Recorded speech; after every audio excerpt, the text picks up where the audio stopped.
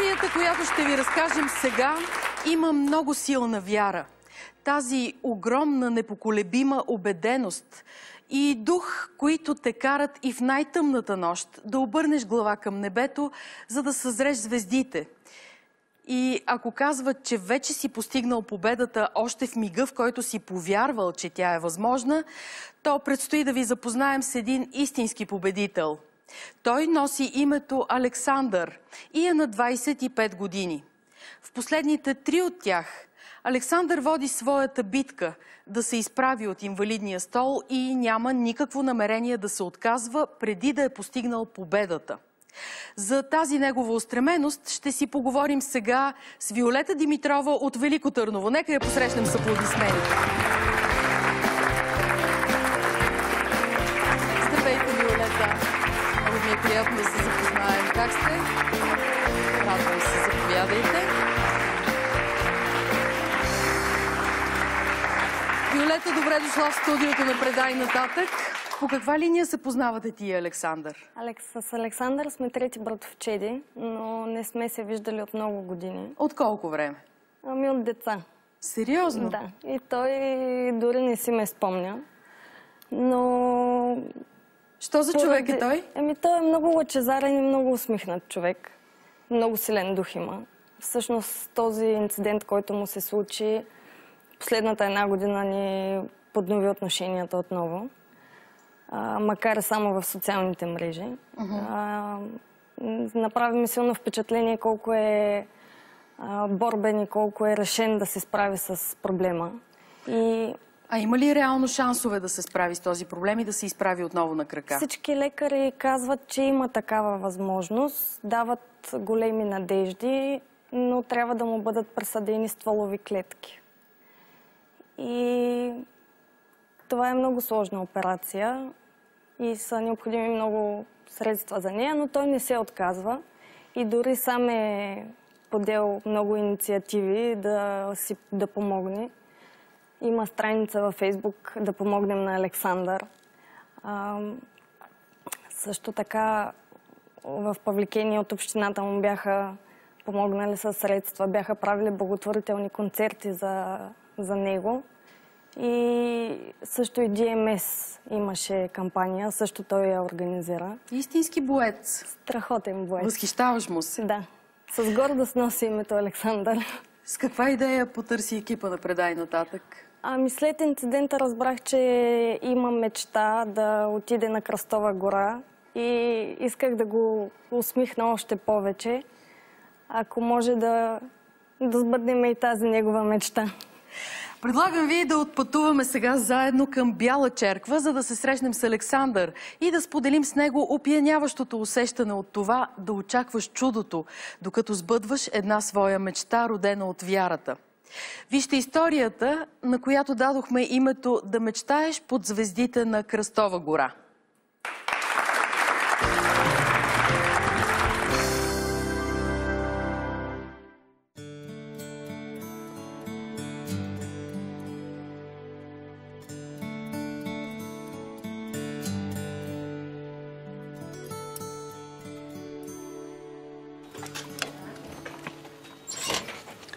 Добър ден! Добър ден! Здравейте. Заповядайте. Тук ли е Александър? Тук е, да. Искаме Заповядайте. да го изненадаме. Да. Само ми кажете къде да го потърси. Ето, влизайте В направо. тая Така, врата. да. Благодаря много. Да.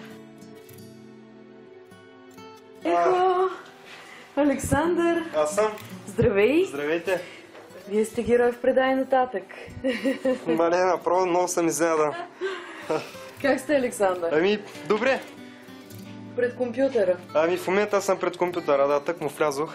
Бях малко навънка. Това ли са основно забавления? Еми, основно да. Като е хубаво времето, имаме други забавления, ама иначе като през повечето време съм пред компютъра. Почвам да се занимавам професионално с изработка на уебсайтове, с разкодиране на телефони и всякакви такива компютърни неща.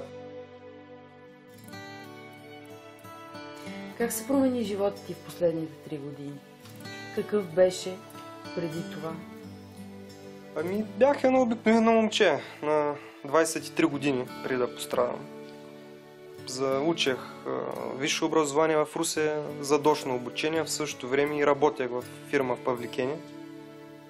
И коренно се промени живота след този инцидент, просто се обръща всичко. Загубваш работа, образование, социални контакти, всичко. В един хубав ден, просто на връщане от Велико Търново, пострадах с мотор и от тогава вече 3 години съм в инвалидна количка.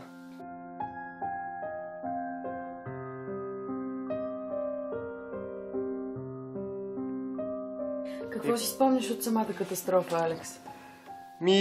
Всичко си спомням. Аз не съм губил съзнание, просто в един момент имаше нещо разпиляно на пътя и катастрофирах, но не съм губил съзнание, просто се опитах да стана, обаче не можах да стана. В друга кола ли се удари или излетя от пътя? Не, просто излетях от пътя, имаше нещо разпиляно на асфалта и просто пострадах и не можех да стана.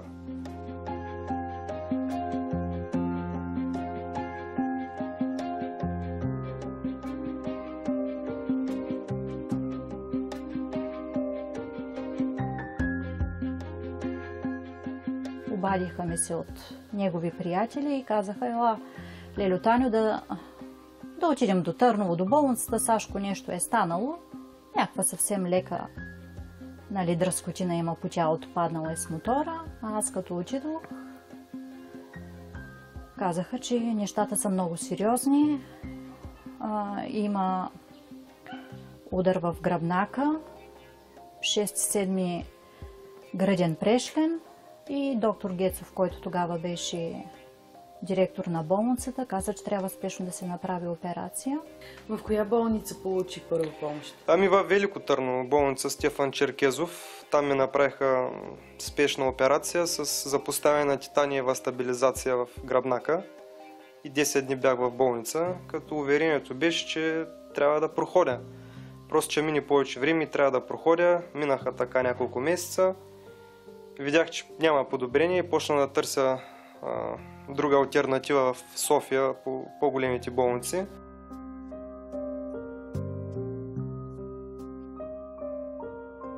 Рехабилитация започнахме още от първия ден, от който се върнахме от болница.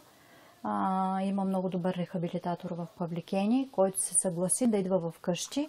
Проблема е това, че здравна каса нищо не се заплаща. Ние се заплащаме рехабилитацията, но благодарение на това мускулите му, доколкото още знам, са живи. Според мен е крайно недостатъчно това, което правим, поради причината, че в домашни условия, без уреди, нищо повече не може да се направи и тези половин час, които ги правим, са крайно недостатъчни.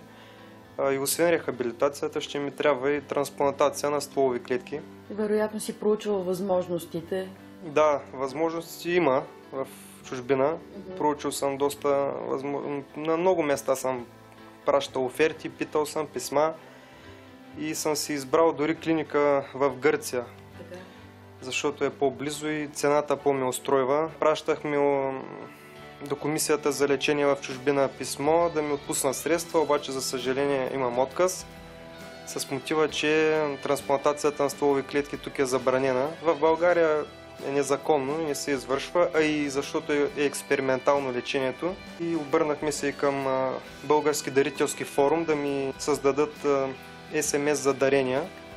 От декември 2013 година имаме такъв номер за дарения DMS. И благодаря на много дарители събрах по-голямата част от парите, които са ми нужни. Нужни са ми 40 000 лева. Само за операция, само за трансплантация на стволовите клетки.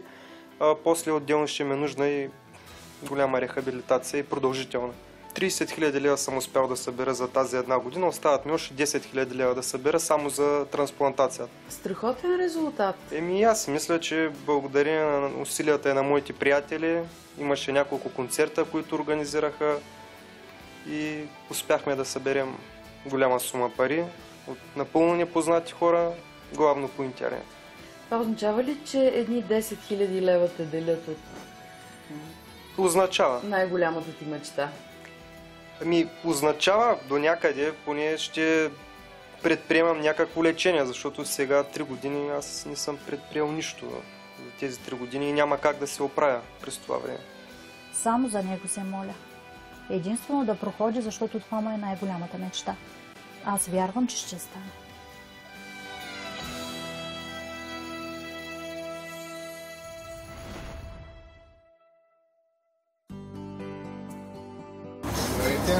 Кафето. Знаеш ли какво правим? Стрифе, Не. татко.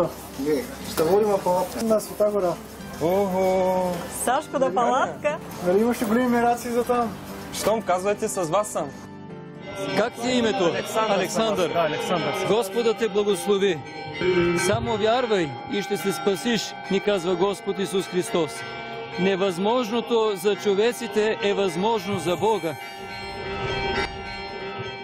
Разкажи ми малко повече за семейството си. Аз живея с моята баба и с моята майка. Баща ми почина, за съжаление, преди 10 години. И сме си тримата. Имам и сестра, която живее във Варна. По-голяма ли е? Да, по-голяма е с 3 години от мен. По принцип с майка ми си живеехме в Павликени. Той е на 2-3 км от Бяла черква. Обаче там имаме апартамент и живеем на последния етаж. Което е неудобно. Което е неудобно, защото поради липсата на асансьор. И вече от 3 години се принудихме да се преместим тук в Бяла черква, в къщата на баба ми, която е, понеже е по-удобно за количката и да мога да живея някакси. От какво почина баща ти? Бил млад? От рак. Съжалявам.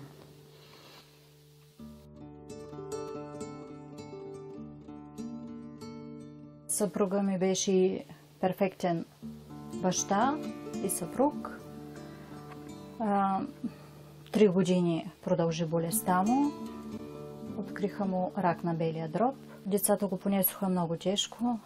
Аз също, защото изведнъж попадаш в някакъв омагьосан кръг, не знаеш откъде и какво да правиш в такъв момент. Ти си поел мъжката роля в семейството. Ами да, Твърде млад. всичко съпада на мен, но за съжаление след инцидента и аз не мога да ги изпълнявам тия неща, които трябва да ги изпълнявам. Случвало ми се да падам духом, но в момента дори не искам да си го помислям, защото знам, че няма кой. Аз ако падна духом, няма кой да му помогне. Ежедневието ви е изпълнено с много трудности. Майка ти изглежда много така отдадена. Всичко е трудно. Аз като не мога да се движа, всичко попада върху нея. Прехвърляне от легло на количка, от количка на... Имам и електрически скутер, с който излизам. Държавата дори не искаше да ми отпусне електрически скутер, с мотива, че трябва да не мога да се движа ръцете. Как ще го карам този скутер? Как ще го управляваш? Как ще го управлявам този скутер, ама... Как успяхте да се преборите? Пак с дарение. Едно семейство от Левски ми помогна. Запознахме се и разбра за моя случай, разбра за кампанията и ме питаха от какво имам нужда. И аз им казах, че имам нужда от електрически скутер, защото аз 2 години не бях излизал от вкъщи. Ужас. Само с инвалидната количка на 100 метра тук в уличката.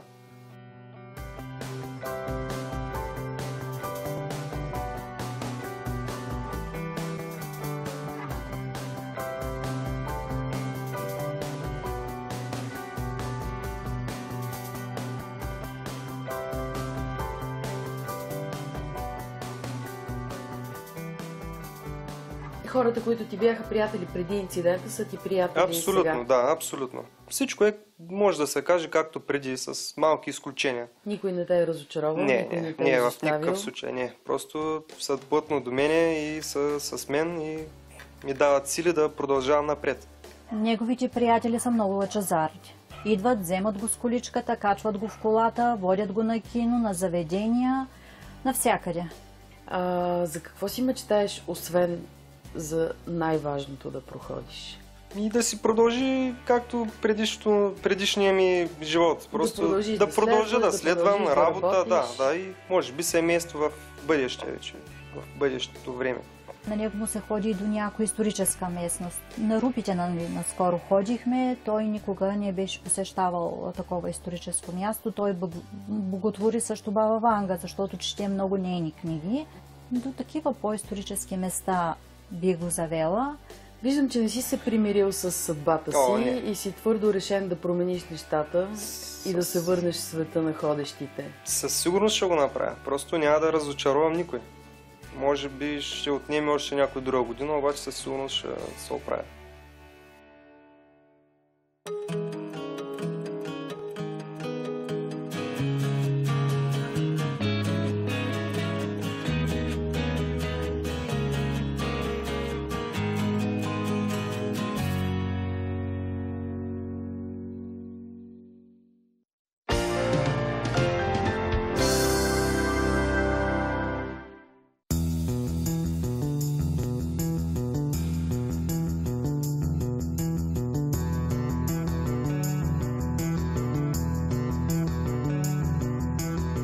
С Сашо се познавам, може би от 3-4 клас деца сме били. И до ден днешен сме приятели. Но той е страшно контактен човек. Обича да се забавлява, приятели, разходки. Обича да ходи на места, които не е ходил. Наскоро ми спомена на мен и на други приятели, че има голямо желание да отиде на Кръстова гора. На точно 13 срещу 14 на Кръстов ден. Здравейте! Здравей! Здрасти, Рома. Нищо, пием си кафето. Знаеш ли какво правим? Страшно Не. статко. Не. Ще водим на палатка на Света гора. Сашко на палатка. Нали имаше големи рации за там? Щом казвайте, с вас съм.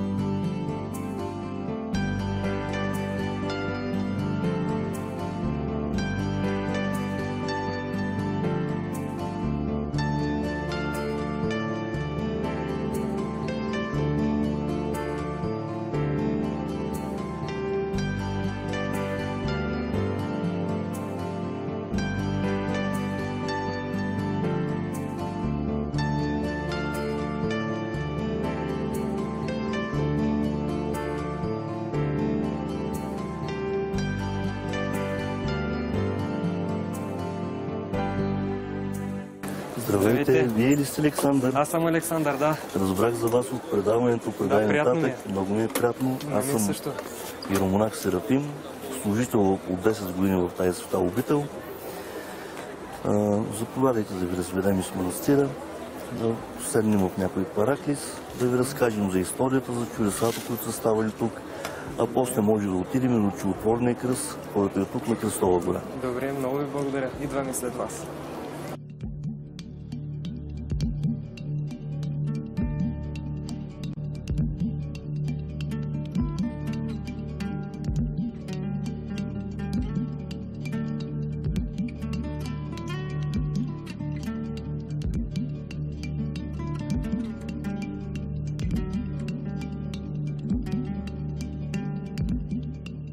Нека да започнем историята на това свято място малко по-отдалеч, когато през 313 година император Константин Велики започват разкопки на Голгота, хълма, на който е бил разпънат Исус Христос. И те намират кръста на Исус Христос, разделят кръста на 3 части. Едната остава в Иерусалим, другата отива в Рим, а третата в Константинопол. През края на 15 век Константинопол е превзет от Турската империя. Те вземат като военен трофей и раквата с парчето от кръста, което се е съхранявало там. Тогава монасите от Бачковския манастир дават много злато и откупуват това парче и то отива в Бачковския манастир. Но тъй като той е бил най-богатия на времето в България, бива често пожираван и разграбван от турците и оттам вземат решение вместо това парче тук в този манастир, Света Троица. Манастирът тук е бил опожарен и разрушен от турците. Монасите, преди да бъдат избити, успяват да заровят това парче някъде в тази местност и затова оттам напосле този манастир се нарича Кръстова гора, цялата тази местност. Чувал съм, че мястото е много лековито и за това решихме да го посетим. А всъщност колко хиляди души идват тук всяка година за празника и кое е най-голямото чудо, на което вие сте ставали свидетел? Значи днес на празника Кръстов ден сме свидетели на около 15-20 хиляди човека, като се вярва, че в този ден небето се отваря и който преспи на това свято място ще получи лек за своите страдания. А най-голямото чудо, на което съм бил свидетел, наскоро Едно детенце проговори пред язното, 5-6 годишно. Майка му, баща му се върнаха в храма, плачейки от радост, записвайки благодарствени служби. Също така имаше фрапиращ случай. Една жена от Пловдив работеше доста години като харизанка, като благодарност за излекуване от своята болест, рак с множество разсейки имаше тя. Александър, мога да ви пожелая да бъдете благословени, да носите в сърцето си винаги Бога и спомена за Кръстова гора. Благодаря ви от сърце.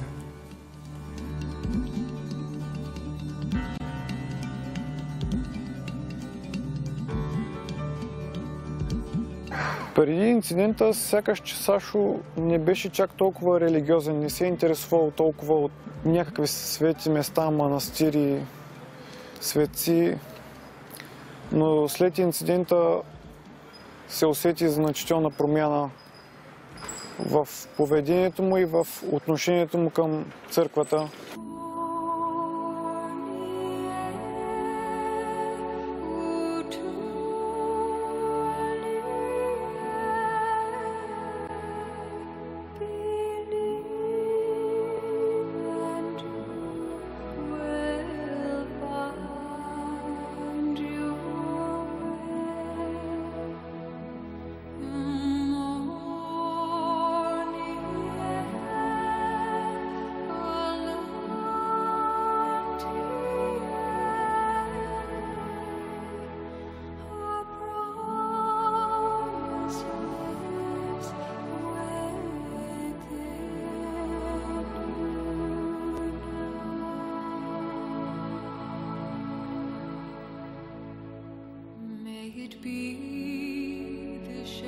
За мен това беше една голяма изненада, която изобщо не съм очаквал. Сашко мечтая да посети Кръстова гора още от 2011 година. Ние успяхме да осъществим наистина негова и желана мечта.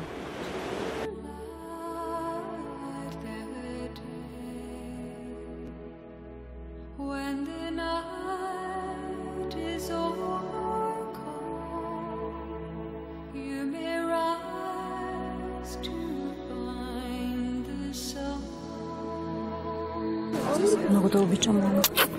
И аз те обичам.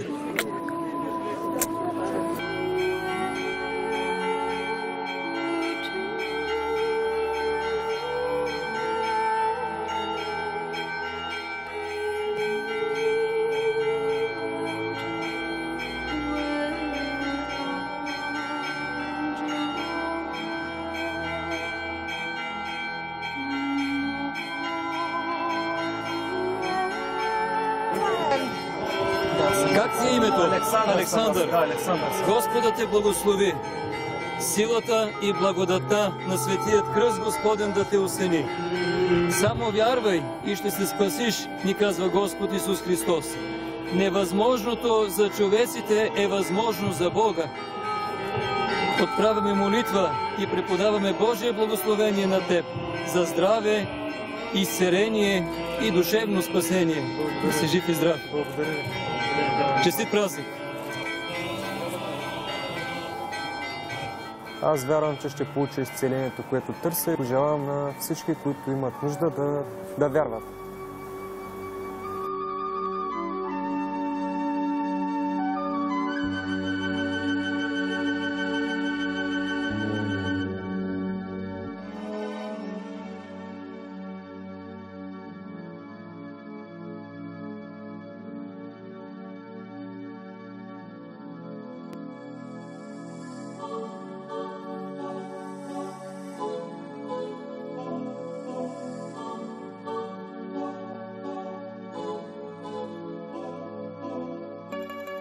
Снощи, като си лягахме, той сподели, че се чувства превъзбуден, удовлетворен от всичко, което преживя в този ден. Дори беше много очарован, че е успял да стигне до кръста, да го целуне и да се помоли за здраве. И вярвам, че това посещение на Кръстова гора ще допринесе за неговото излекуване.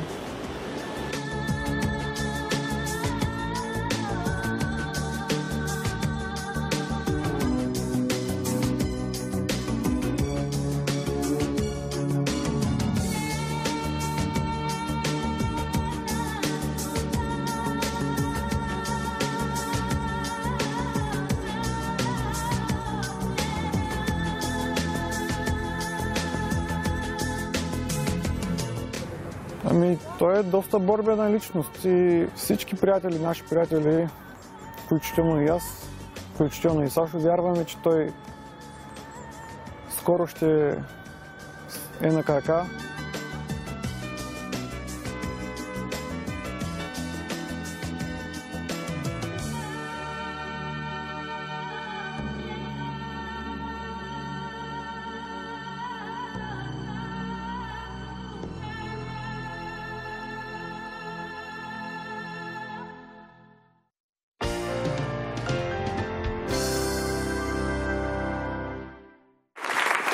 Голямата мечта на Александър да посрещне лъчите на изгряващото слънце толкова близо до Бога вече е факт. Нека сега ние да го посрещнем тук, зареден с още повече вяра, че ще победи. Много силни аплодисменти за Александър Стефанов и неговата майка Татяна Стефанова.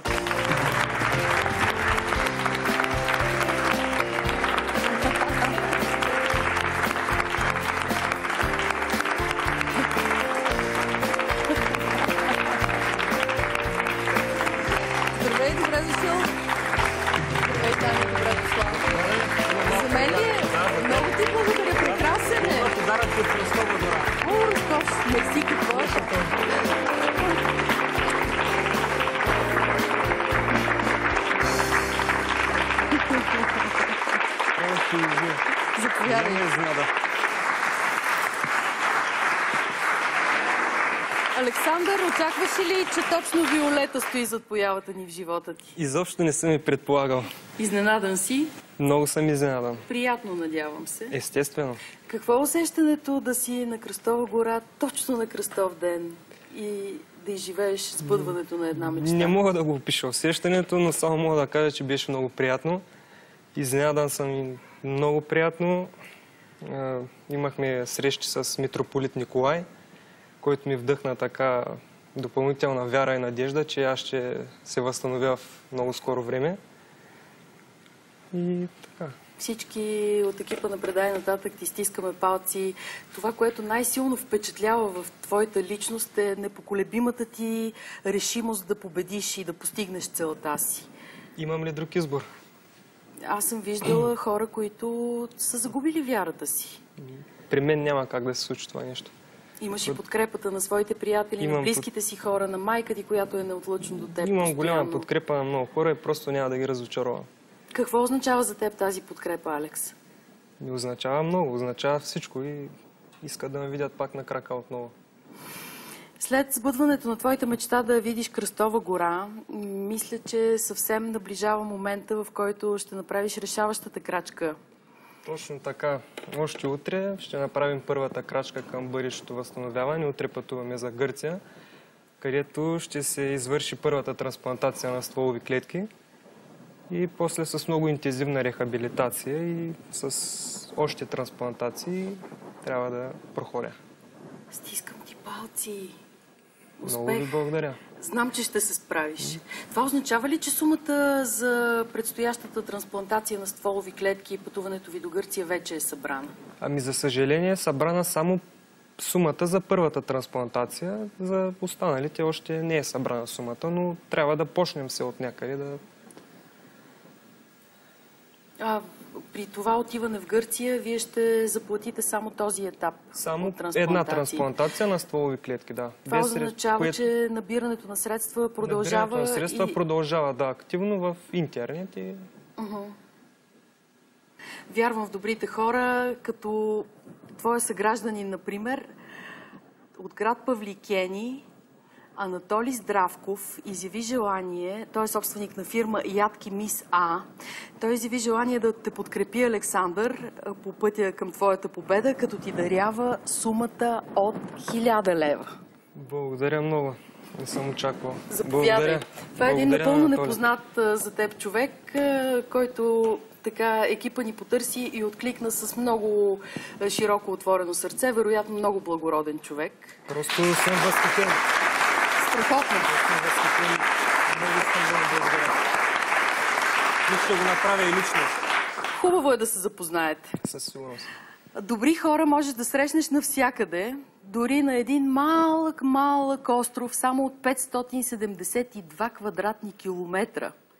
Наши благодетели, група българи, живеещи и работещи на остров Ман в Великобритания, взеха благородното решение да подкрепят Александър с сумата от 2400 лева.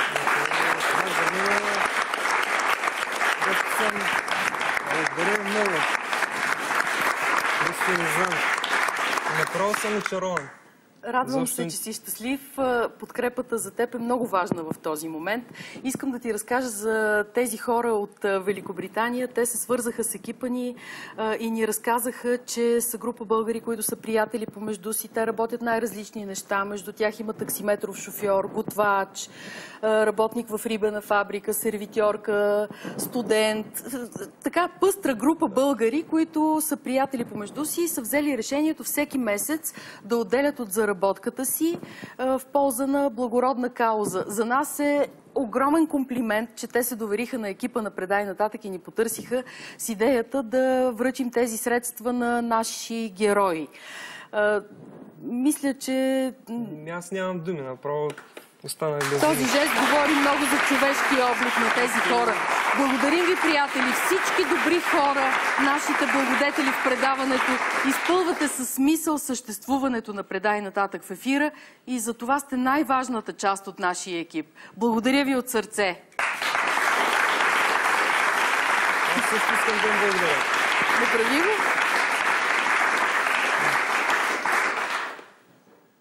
Аз също искам да им благодаря и просто да им карам, това ме кара да вярвам, че все още има добри хора. Може ли вярата да се предаде нататък? Разбира се, че може. По какъв начин ти би могъл да го направиш? Просто искам да кажа на всички, които са попаднали в тежко състояние, просто да не се отказват, да вярват и доброто просто предстои. А на хора в подобно на твоето състояние, които са паднали духом, какво би казал? Да не се предават, за всичко ще се оправи. Просто да имат вярата. Да имат вярата, волята, подкрепата от близки, от приятели, просто ще се оправят. Татяна, желая ви много успешно пътуване в Гърция. Надявам се това да е само началото на добрите новини за вас и пълното оздравяване на Александър така да е съвсем близо. Виждам, че сте твърдо решени да извървите пътя до край и знам, че ще го направите. Разчитайте и на нашата подкрепа. Надявам се да се виждаме и за в бъдеще. Обаждайте ни се и ни дръжте в течение на това как се развива възстановяването на Александър. Ще пиша. Поздрави и на твоите приятели. Благодаря много. Успех. Благодаря ви много. Благодаря ви.